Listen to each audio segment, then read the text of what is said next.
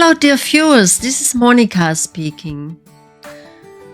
Today I would like to share my thoughts on the work of Alan Wilson and Baron Blackett with you.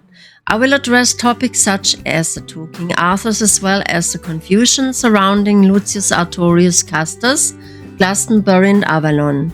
Finally, I will provide you with factual information about the Pro Anima Artorius Silver Cross, which Richard Melbourne had found on the grounds of the ruined St. Peter's Church above Brynner in Glamorgan, southeast Wales. If you are interested in my presentation, then please stay tuned because it will be exciting. And please don't forget to like and subscribe to my channel. Thank you. We will now begin with my thoughts on the topic of allegedly pseudo-history written by Geoffrey of Monmouth and Wilson and Blackett, who are repeatedly accused of pseudo-history. Perhaps I should mention again at this point that Wilson and Blackett recognized from the beginning of the research that Geoffrey's writings regarding timelines and kings, etc. were not in the correct order. Wilson and Blackett reported extensively on Robert Fitzhamond's conspiracies in their book King Arthur of Glamorgan and Gwent. And I mentioned it in my German King Arthur book as well, and also here in my presentation. Perhaps you should rewatch the video if you missed it. The problem is that critics don't read Wilson and Blackett's books, and consequently they are unable to take note of what they have to say on the respective topics. My advice is for those people: it's better not only to read the book Holy Kingdom, but also the books Alan wrote without Adrian Gilbert.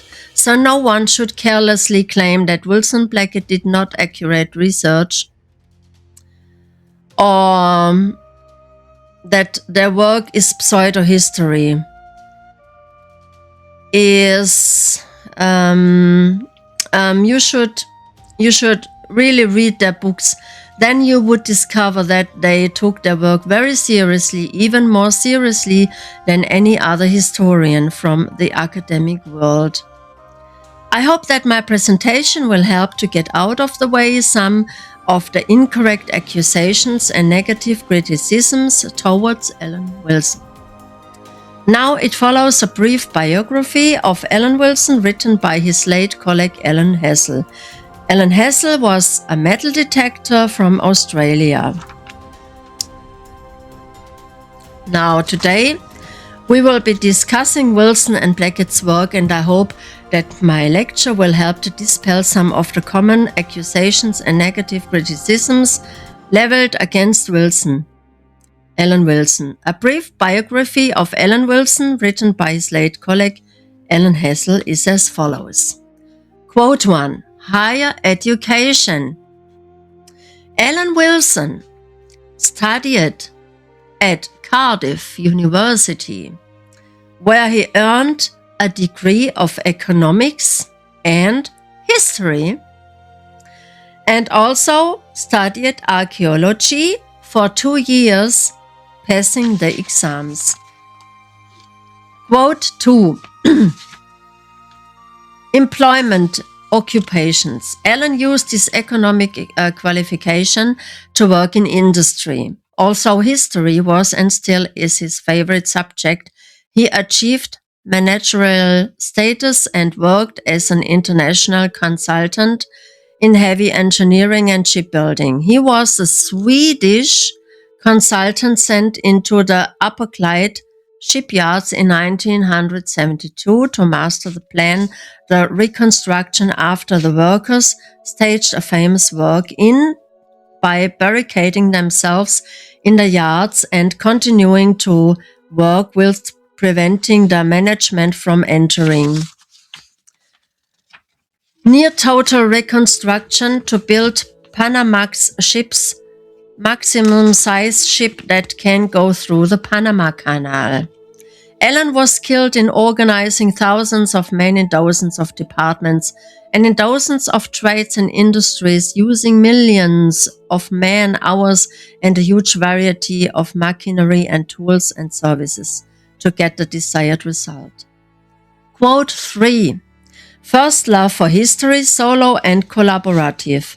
About 1950, Alan started to take an interest in his own history, and in doing so, he started a long, slow process of evolution that would take him all the way back to the Dark Ages and eventually King Arthur. At first, he was on his own, visiting his libraries in Cardiff, delving into books in search of the truth about the legendary king. In fact, he became a regular visitor and he was always on the lookout for old rare manuscripts that he used as references. One day, he realized that someone else was looking for the same books as he was. That person was Baron Blackett, who was told by the librarian that Alan had the book he was seeking. Baron introduced himself to Alan and as a result decided to pool their efforts in order to speed up things. End quote. Now, a list of manuscripts that Wilson and Blackett worked and analyzed in details are following.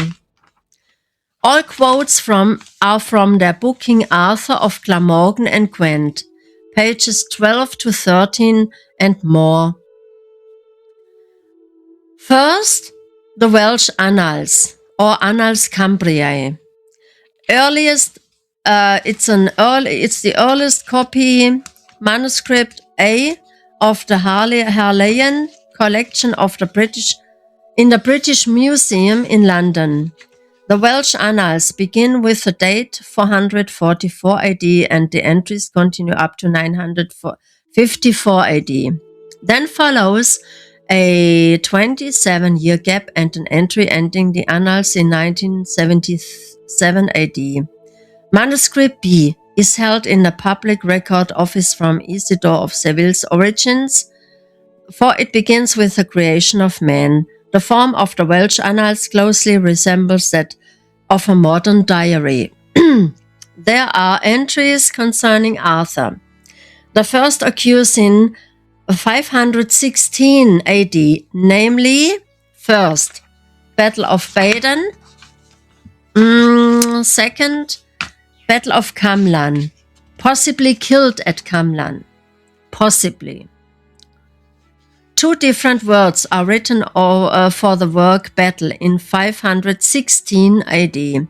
There is Gwaith, the British word from which we derive the modern Welsh cut, battle. All these suggestions that the entries are in fact of early date, being made by contemporary different authors or writers. The B manuscript has a fuller account of the event, quote, Battle of Camlan, in which the famous Arthur, king of the Britons and Mordred, his betrayer, died of wounds they inflicted on each other, end quote. This is an interpretation of an earlier cryptic entry and probably wrong, for Arthur probably lived many years after Camlan. End quote. To find out more about it in detail, please read the chapter itself. It would go beyond the time frame here.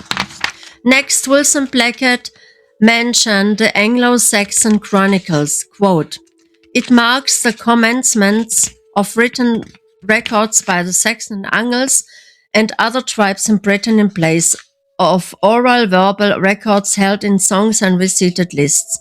Recording began around 616 AD. The Saxons and other Germanic tribes were illiterate before their conversion to Christianity, when Augustine and his successors imported the written techniques of Latin. End quote. Page 13. Next, Bede's Ecclesiastical History of the English people. Quote, Bede being made diacon at 19 around 692 AD and ordained priest at 30 in 703 AD. Bede stands out as the finest of the earliest historians of Britain, English or Welsh. End quote, page 18. Next, the Book of Llandaff, Liber Landavensis, quote, It is the ancient chartulary of register book of the Cathedral of Llandaff. In it are recorded the biographies of the more eminent of the bishops of the great cathedral, the grants of endowment to the church by the kings and princes and other matters of importance and interest to the cathedral and the whole diocese. End quote. Page 23. Now, Noe ab Arthur, who was the son of King Artorius ab Moiric, is mentioned, etc. Then Wilson and Blackett mention later historians they worked with. Namely, they appear to contribute to distant times and events. Quote, They do not necessarily contribute less to our knowledge of the period of Arthur, for they may well have had access to additional and different sources to those used by Gildas, Nennius, Bede, and the compilers of the Welsh Annals and the Anglo-Saxon Chronicles. End quote. Page 20. Next. Culture dependent upon memory. Page 29. Next, the Welsh and their love for genealogy. Page 30. Quote, The primary requirement of the Welsh was that a man be of good birth. Good birth, or ancestry, was in itself a different concept to that of England, for in ancient Wales, both illegitimate and illegitimate offspring were equally regarded in matters of inheritance. The Christian ideas of stigma attached to children classed as bastards did not apply. The major difference lay in the concept of an equal share for all. All sons inherited an equal share of their father's estate. In addition, all held equal nobility and rank as a result of being descended from illustrious forefathers. This is, of course, a direct contrast with the medieval feudal system, which preserved and enlarged estates when the eldest son inherited a father's titles and lands. End quote. Other sources they worked with: Rutilio, the 6th century Welsh saint, or Saint Taylor himself. It's also called the Chronicle of the Kings of Britain. Then, of course, Geoffrey of Monmouth. Please note that the confusion of timelines and names caused by Geoffrey was deciphered by Wilson and Blackett and ultimately put back in the correct order. Okay? Then they worked with folk tales and the Mabinogi, of course, etc.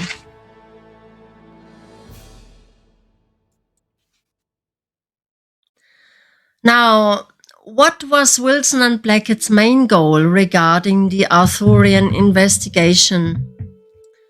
Well, it was to unravel the medieval records of Geoffrey of Monmouth, and in doing so, they discovered that there were 2 King Arthurs from the same lineage, who existed separately over a period of about 150 years.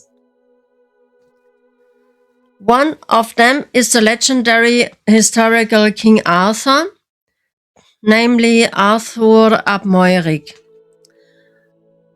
But Arthur I, also known as Andragatius, grandson of Magnus Maximus, son of Uther Pendragon, Victor Pendragon,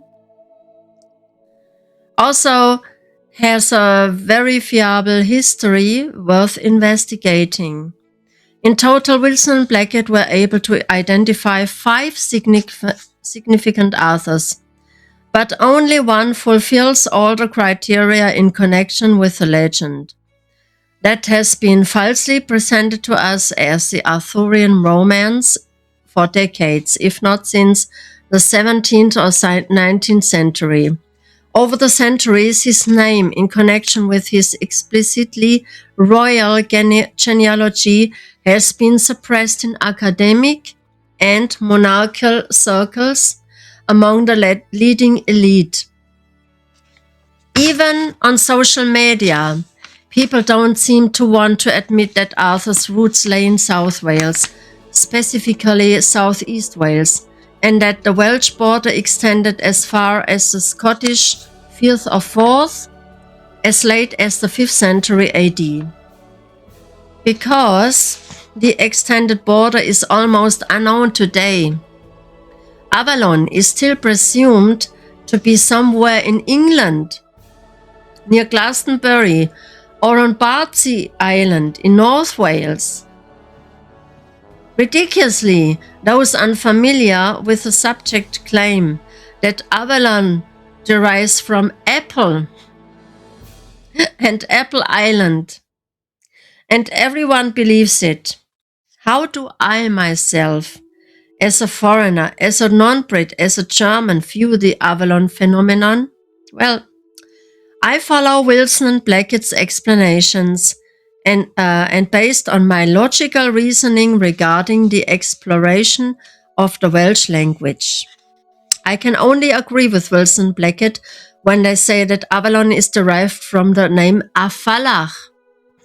Next, they investigated who Afalach was, and Wilson and Blackett logically concluded that it could only be the Isle of Arran. At that time,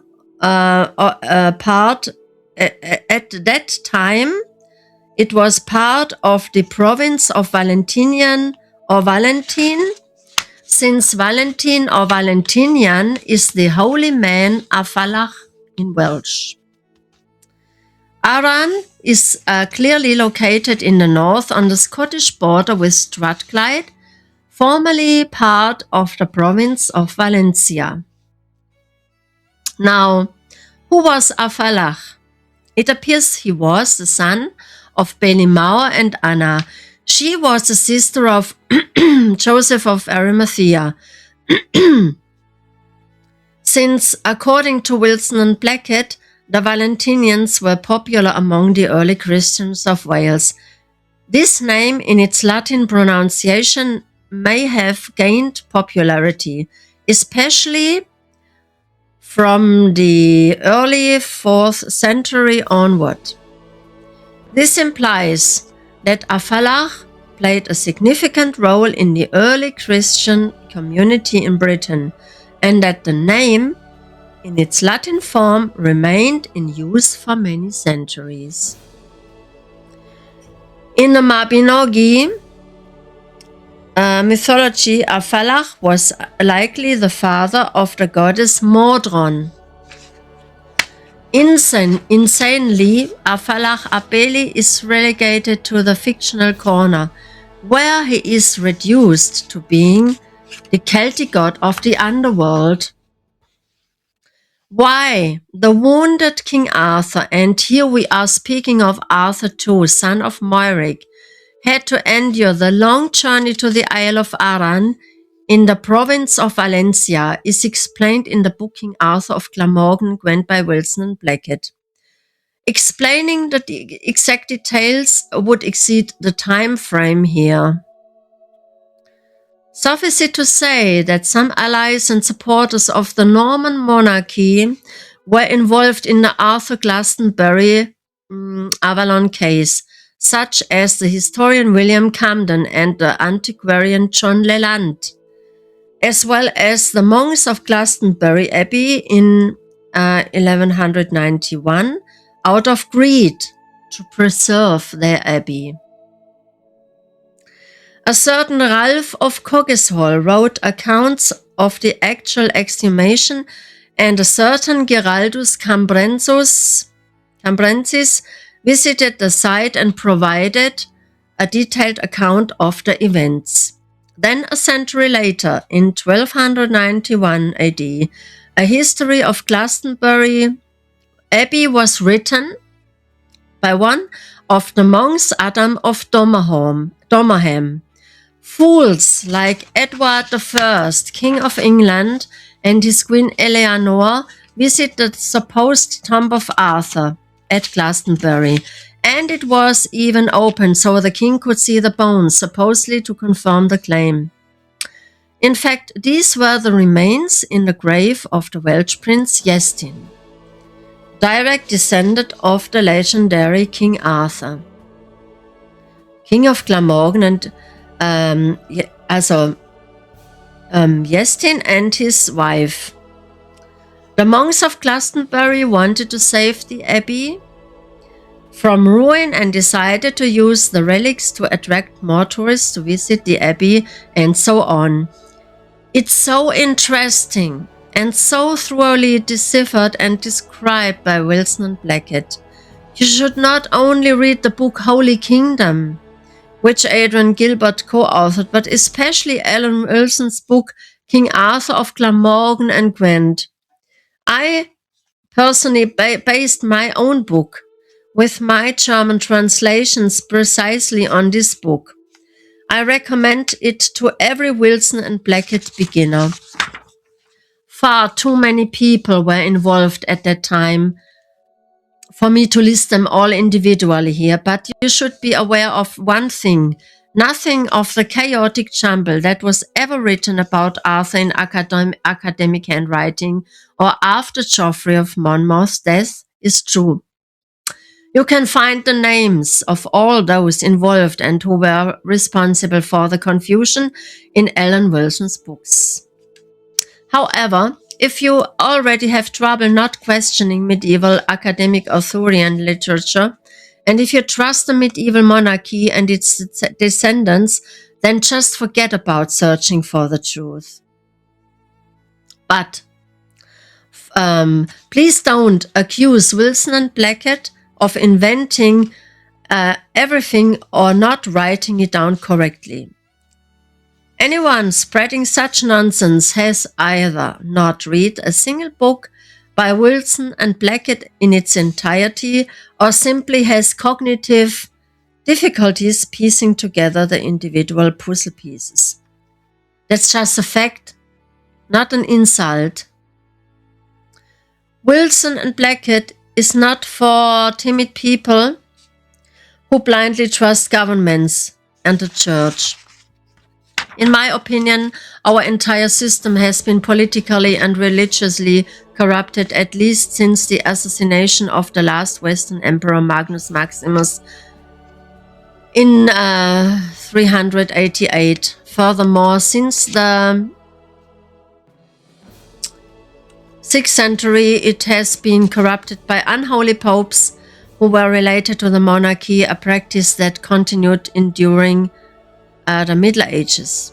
The Papal States were only established in the 8th century by the donation of Pepin in 756. I think Pepin was a Carolingian. Please be aware that too many non-Brits simply had their hands in it. We should be ashamed of ourselves for failing to recognize the misery and instead denigrating Wilson and Blackett as fraudsters and inventors. There are others beside myself who are convinced of Alan Wilson's work, but who, for fear of being laughed at, do not dare to stand by their support, unfortunately. Also, out of respect for us Broadstock support for Wilson and Blackett, we should stop discrediting their work. After all, Alan Wilson worked for a long time as a shipbuilding engineer in northern Italy, and he gathered information on the side. Now ask yourself, which modern author or historian would do that today?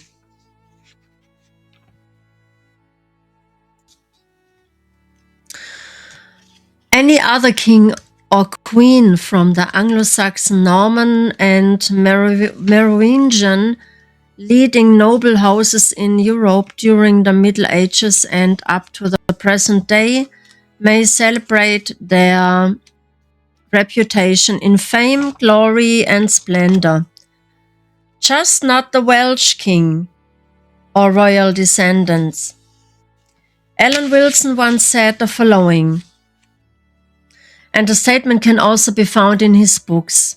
He said, quote, "The Welsh royal line is actually non-existent, and it is ignored, but nevertheless, it is secretly used to highlight one's own weakening so-called bloodline." End quote. During the Middle Ages, Robert Fitzhamon and his wife Matilda of the Norman noble family apparently misused the Arthurian legend for their own agenda, as did William the Conqueror, the Carolingians, and the Burgundians. Theodosius I, and his Frankish ally Arbogast were to blame for the decline of the British Roman Empire as they waged war on European soil against the last good emperor of the West, Magnus Maximus. We also have Henry II, Count of Anjou, who forced the Glastonbury monks to deny the existence of King Arthur during excavations. However, King Henry II forbade the monks from saying they were King Arthur's remains because, according to Wilson and Blackett, Henry feared the Welsh King Arthur, even though Arthur, was long dead. Envy certainly played a major role in this matter, as these Germanic noble families would so dearly having loved to include the Welsh King Arthur and his early Christian ancestors, the Holy Family of Jesus and Joseph of Arimathea, Cunobelinus and Anna and their son Caradoc, King David, Brutus and Aeneas of Troy, in their own faltering genealogies. Troy, the origin of the Welsh Britons who call themselves Cymry, is declared by both academic circles and, to some extent, on social media to be a fictional place that existed only in Homer's imagination. Generally, mixed marriages between the Norman and Welsh noble lines only occurred from the early Middle Ages onwards and not before. Prince Llewellyn ap Griffith married the Norman noblewoman Eleanor de Montfort, and Henry VII, Tudor, his Welsh father, married the Norman noblewoman Margaret Beaufort. It was hoped that this would bring geopolitical peace, but this hope was apparently destroyed by the Normans. Lust for power and self-interest. Power in politics and the church had played a major role in Europe since Theodosius I and the Franks conquered the West and East. This led to the creation of fictional and confusing legends, which were then applied to their own family dramas. These practices could perhaps be described as DNA theft. These are my own words, not Wilson and Blackett, okay? The film industry, which is also interested in King Arthur, commercially exploits him according to stereotypical models. As a weak, nostalgic Celtic king or Norman heroic knight, overshadowed by Lancelot in an unrealistic mix of both figures. Sometimes Arthur is also incorrectly portrayed as a Sarmatian knight or as Artorius Lucius Castus. Anyone wishing to find out who Artorius Lucius Castus was should do further research. As far as I remember, Wilson and Blackett did no further research on this topic. Here are a few clues of mine. First, King Arthur I, Andragatius, lived from 355 to 388 AD. Commander of the Legion of Magnus Maximus, and his grandson, conqueror of Europe, was killed in 383 in Sisak, in northern Croatia, during the great battle against Theodosius I, who promoted the conquest of Europe by Germanic Franks and under Arbogast and other Germanic tribes. Andragatius is considered the king of Greece, according to Wilson and Blackett. According to Wilson and Blackett, Geoffrey of Monmouth made the mistake of confusing the military campaigns of Magnus Maximus, Constantine, and Arthur I.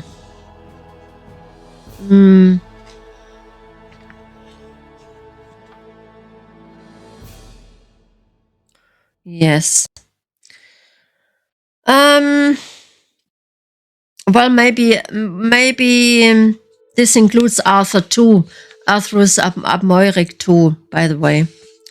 A stone tablet inscribed with Lucius Artorius Castus was discovered on a church in the southern Croatian town of Podstrana. It is believed that he is buried there. According to modern Croatian sources, he is associated with a British King Arthur. Strange, isn't it? In my estimation, this can only be the son of Magnus Maximus, namely Andragatius, or King Arthur I, who existed about 150 years before the legendary King Arthur II of Glamorgan.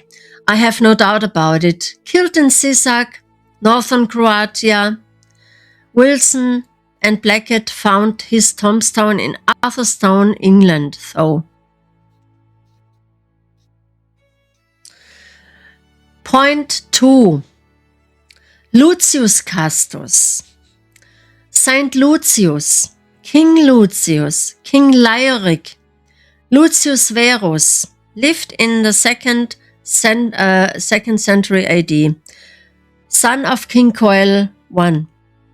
He went on a pilgrimage to Curia, the capital of Raetia in Switzerland, together with his sister Emerita, to spread Christianity. He and his sister encountered resistance from the local Helvetic Celts and they were allegedly murdered in the neighboring town of, now listen, Tiefenkastel.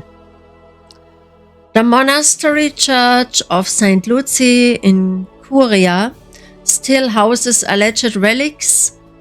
A few bones. I visited the church last year and I saw the relics. The monastery church of St. Lucy in Curia still houses alleged relics of St. Lucius and Saint Emerita. So much for the subject of Lucius Artorius and Castus.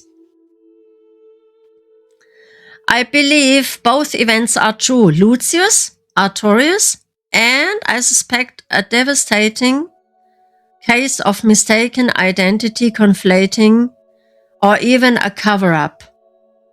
Castus surely refers to the place Tiefenkastel in Switzerland, near Curia. Who knows if this alleged Roman tablet from Podstrana in southern Croatia is even authentic or of a later origin. Nobody knows. The cover-ups could be too extensive. Yes, the world is fascinated by the story of King Arthur, but consistently refuses a proper explanation based on historical facts. Here are a few more explanations regarding Arthur's name, which often sounds different in various sources. Alan Wilson says the following, quote, "The different dialects in Wales, in the North and Mid Wales, in Dyfed and in the West, and in Glamorgan and Gwent account for difference, pronunciation and spelling. Arthur, Arthurs, Arthur, Arthur, and so on. And it all comes back to the different spellings and pronunciations of the names.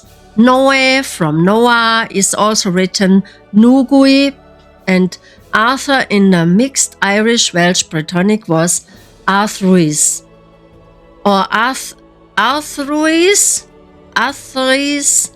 I can't spell it, sorry, in South Wales. Noe or Nugui in Dyfed is spelled Noe in Gwent. There is also a mixture of dialect differences between the mixture of people in Wales.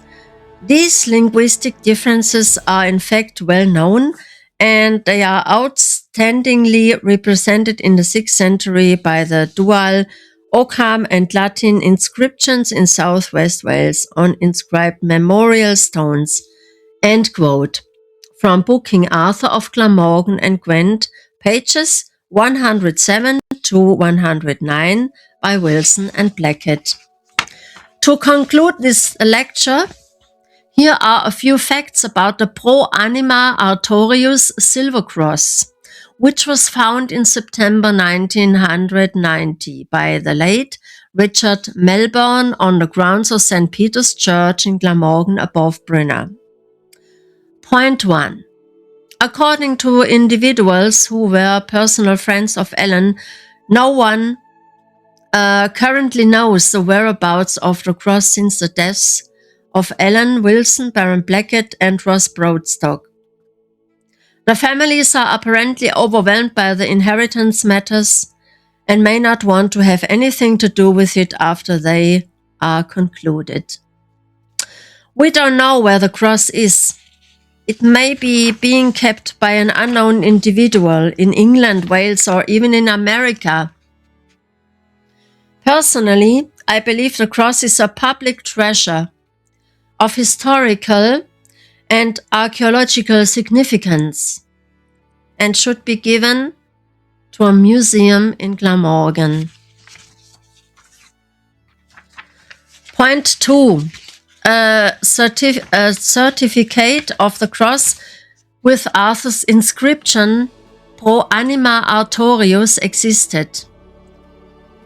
Alan Wilson commissioned an independent laboratory to examine the metals. Whether the certificate and other artifacts of historical significance were saved from the recent house fire in which Baron died, or whether they are still lying around in the house or were even destroyed or taken away by unauthorized strangers or by authorized persons or by the families, we do not know. The house now has a new owner, a company which, however, has not yet taken care of the house or its condition. The house is in a devastating state of vandalism. Point 3. Some people speculate that the Knights Templar may have buried the cross inside St. Peter's Church. In fact, to this day, it is not entirely clear by whom and at what time the cross was actually left at the. Point 4. The test results are as follows, quote, "The silver result is subject to large measurement uncertainties at this high level of ±3%. The sample was only tested for the elements in this report and therefore may contain other elements, unable to test for gold. Issue 2, do a too in-depth description requested. End text. Further details as follows, quote, the metal cross 79% silver and weighs around 2.5 pounds. The metal content of silver with other metals is consistent with artifacts and relics of antiquity. The cross is over 9 inches long. It has been surface scan tested and a small portion was cut from the back of the cross for destructive chemical analysis. The certificate was signed by the operations manager.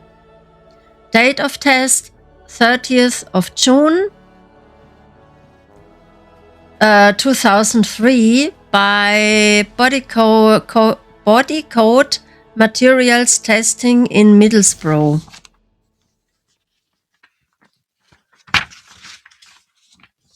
Point 5. Sources on the internet prove that religious prayers bearing the inscription Pro Anima and name were quite common practice in churches from the 4th century until the 9th century. Maybe even in earlier times, maybe. Now, what says Wikipedia, Google? The term and practice of donatio pro anima, donation for the soul, where gifts were made to churches for salvation, emerged in Western Europe during the early Middle Ages, specifically developing from the 4th to the 9th centuries, becoming formalized by the 7th and 8th centuries as clergy mediated these exchanges for the sole benefit, with documented evidence appearing in charters and inscriptions from this era onwards.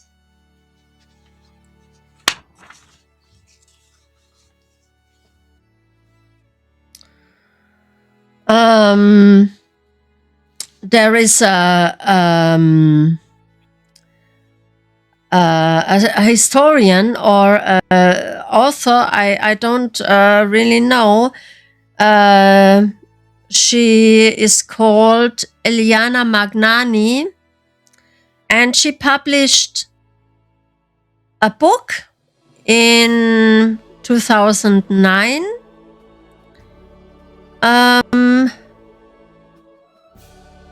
with the title Almsgiving, Donatio pro Anima, offering in the early Middle Ages of Western Europe, 4th to 9th century AD.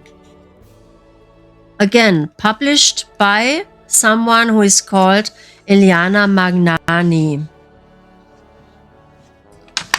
Point 6. Although the analysis of the metal conformed to the specifications of the time, it was not trusted.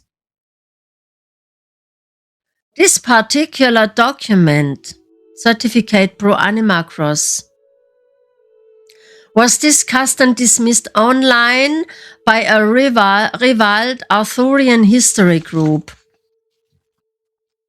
But that's a few years ago. Anyone who claims that the Pro Anima Artorius Silver Cross was never tested is either lying, trying to make Wilson's work look bad, or lacks expertise. Point 7. John Griffiths, Adam Griffiths' father, suggested the following quote: "The world also needs to catch up with the fact that the text isn't meant to be read as Latin only, but also forms a letter row, a pattern which primes an accompanying Welsh language decode."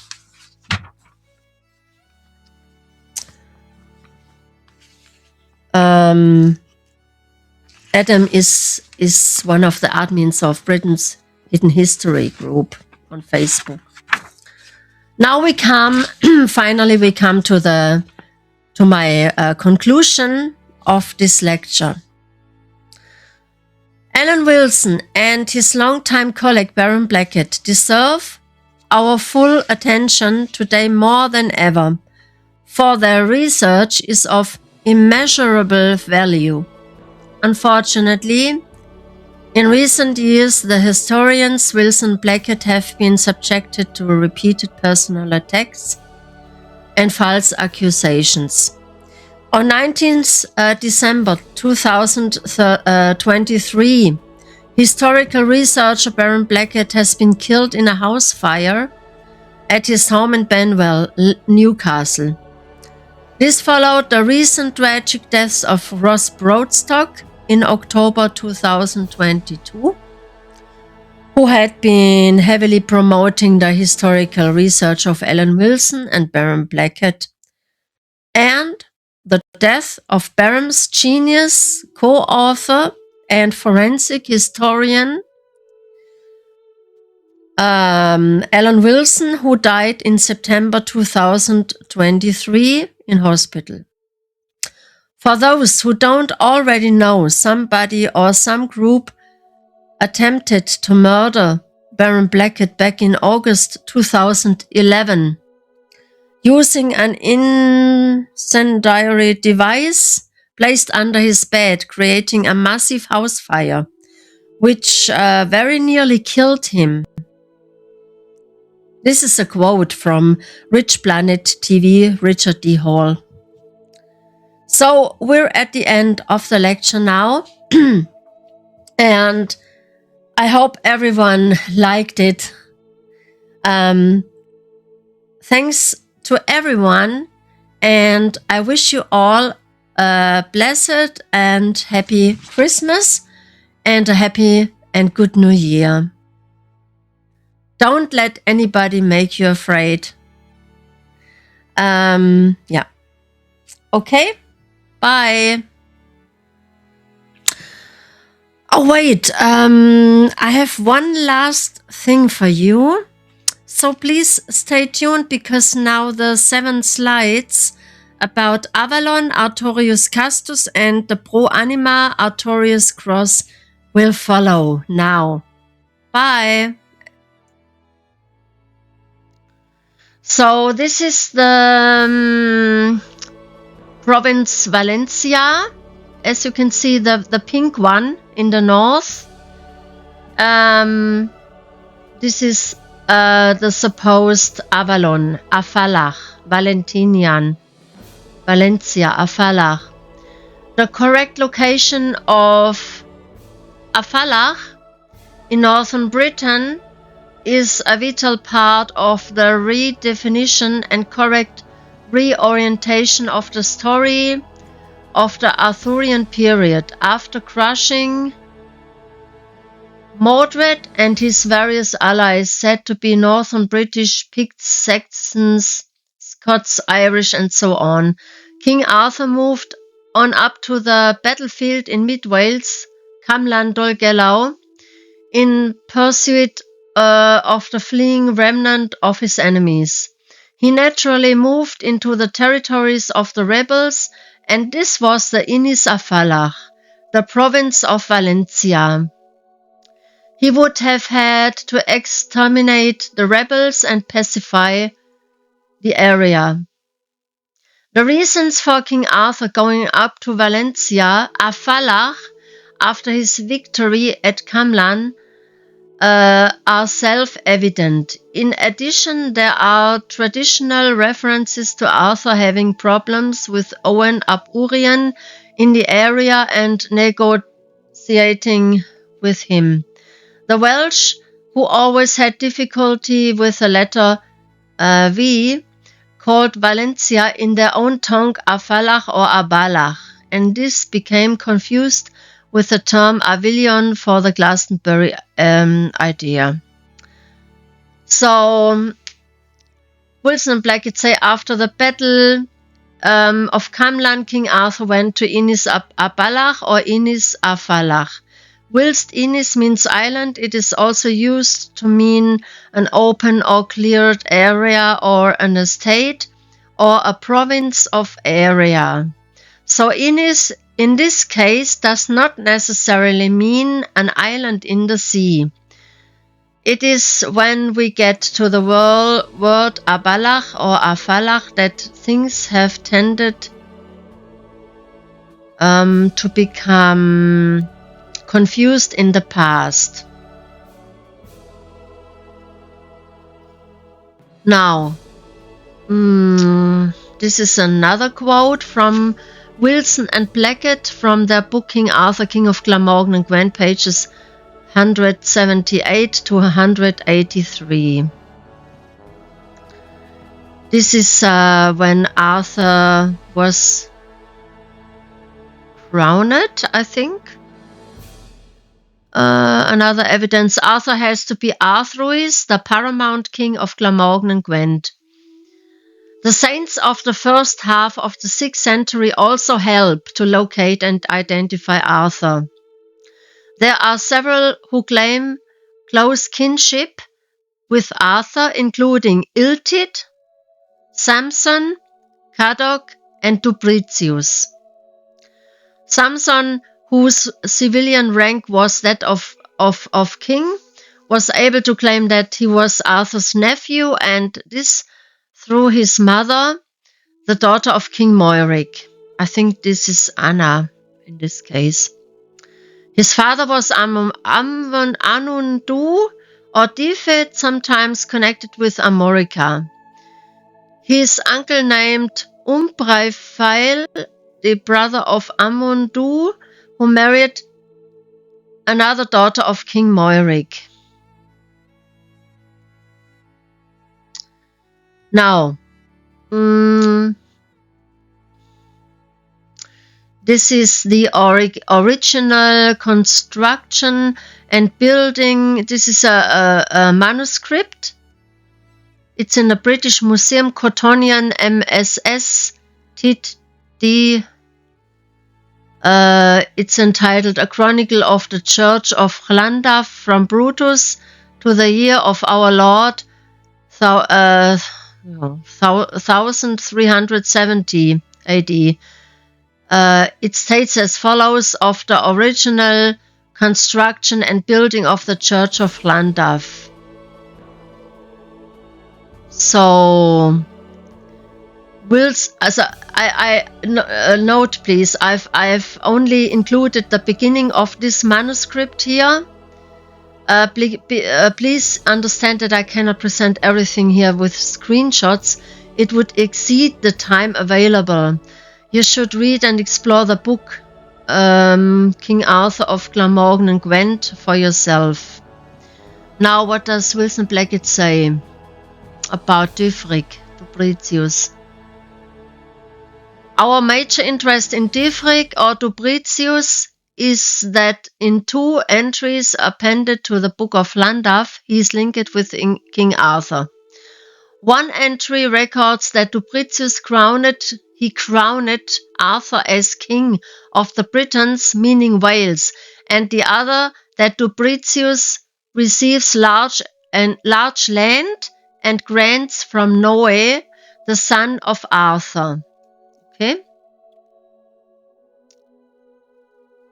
By examining the pedigree of Dubricius, we find that his family was linked to the line of senior kings of the area from which we get Theuderic, Moiric, and Arthur. The simple generation technique shows that Dubricius was a generation 5 prince, as was King Moiric, the father of Arthur, who is of course a generation 6 king. This is valuable information as Dubricius is recorded as being a bishop when crowning King Arthur at the age of 15. 15 was the normal age for royal princes to be acknowledged in the 5th and 6th centuries. Okay, what do we have else? I think we move on to the next file now. What do we have is a clear statement that Arthur was crowned king in Kirkeistor on Christmas Day in 506 AD. This certainly fits the general scenario and events and is not statement in any way connected with Dubricius, living on after 540 or 550 AD. Dubricius would certainly have been active as a bishop at this period, as the charters of grants made to him in the Book of Landgraf clearly indicate. There are 3 kings named in this document: King Theuderic, his son Mauric, and King Arthur. The oldest, Theuderic, is connected with St. Germanus, which is possible, whilst Mauric, a direct contemporary and cousin of Dubricius, had an eldest son and successor named Arthur or Arthurius. It is this Arthur who would be of the age which is stated 15 years, around 506 AD, when Dubricius crowned Arthur. But the actual date probably is 517 AD. Okay? This is also a quote from Book King Arthur of Glamorgan and Gwent by Wilson and Blackett. Now we move on to the next file. Here you see a map from the internet of Wales. I believe it's 5th or 6th century AD. You see, Wales is very, very big. It reaches the Strathclyde, north of England, back in those days. Next file. Now we come to King Arthur I, and my suggestion that he could eventually be Andragatius, King Arthur I, grandson of Magnus Maximus. You can see this is Croatia North, Croatia South. Here in Sisak, in the north of Croatia, where is the location where King Arthur I, aka Andragatius, commander-in-chief of grandson of Magnus Maximus, was probably murdered in battle, according to Wilson and Blackett. Okay. Now, in the south of Croatia, we have Podstrana, where this mysterious stone tablet with the inscription of Lucius Artorius Castus was found, according to public sources. See? It's not far from, apart from each other, only about 460 kilometers.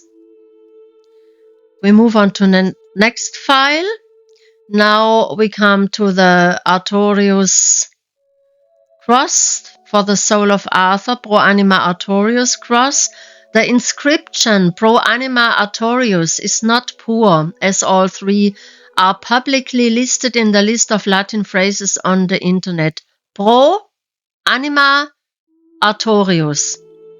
The name's true origin is debated, but it's generally linked to Celtic art or artos, which means bear in the astronomic sense point of view, I think. The name's true origin is debated, but it's generally linked to Celtic art, artos, bear, or potentially Artorius, reflecting a mix of Celtic and Roman influences. This was a source from a quote from the internet. Now, again, the cross was found in September 1990 by the late Richard Melbourne on the grounds of St. Peter's Church in Glamorgan above Brynna. Again, the term and practice of donatio pro anima, donation of the soul, where gifts which were made to churches for salvation emerged in Western Europe during the early Middle Ages, specifically developing from the 4th to the 9th centuries, becoming formalized by the 17th and 8th centuries as clergy mediated these exchanges for the soul's benefit, with documented evidence appearing in charters and inscriptions from this era onwards. Now, next file. This is the book of an excerpt from the book by Eliana Magnani.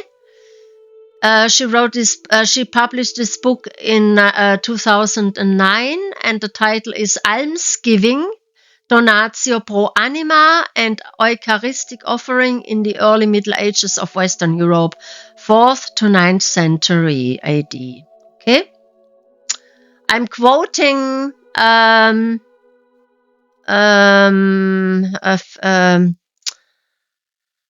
sentence or two or three. Quote: during the early Middle Ages in Western Europe, charity practice, the pro anima donations and alms given to churches and monasteries had at its heart a complex system of historically defined representations in which the Eucharistic offering stood for a model of the exchanges between man and God.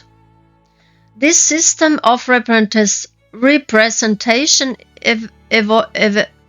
evolved in three discrete periods of time, as we see through an exploration of writings on the doctrine of almsgiving and of epigraphic inscriptions and diplomatic acts from the 4th through the 9th centuries. End quote. From Eliana Magnani, from her book. Okay, so I think this cross pro anima Artorius isn't a hoax. It's probably a very old cross, and it's real. Next file, and this is, I think, the last file. Yes, this is again the certificate, which from Artorius. Pro Anima Artorius Silver Cross. The certificate was signed by the operations manager, date of test 30th of June 2003 by Bodycode Materials Testing in Middlesbrough.